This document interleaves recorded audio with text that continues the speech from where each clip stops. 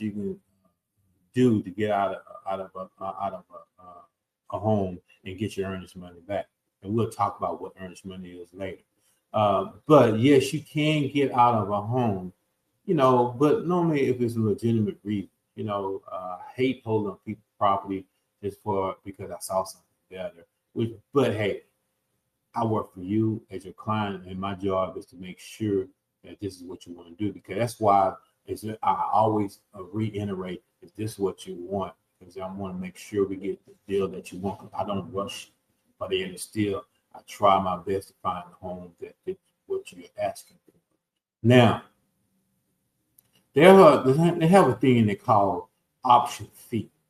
Now, option fee, if you pay a certain percentage, sometimes you pay, let's say, you pay like $100 for 7 days, and you want this option fee on your contract, especially when you're buying a house. Then the reason why is that on the option fee, it'll allow you to get out of a loan, get out of a purchase of a home and get your earnest money back for whatever excuse that you can come up with. But whatever excuse that you can think of, dream of, doesn't matter.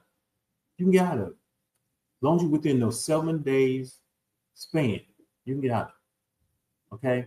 And people gets out of it. For example, if I wake up in the morning, I got a little slight hair on this side over here. If I pluck it and keep growing back, I can say, you know what? This is a sign to me. I'm not going to be able to buy it out because if I keep growing, I have not interested in keep going to the barber shop over and over again to get this cut out. See, things like that, option period. But you have other things inside your purchase agreement that can actually get you out to the home. And we can most likely discuss all those different options because everything is time. And if somebody on either side didn't do what they're supposed to do, that allows you the opportunity to get out of the person at home because the seller did not perform their job duties or what the case may be, or they had such repairs need to be done to a house and the lender said no. That's why you get third party. Let the person know that it's going to be a third party in an institution that's going to grant the money. So if it has a lot of work need to be done to the home,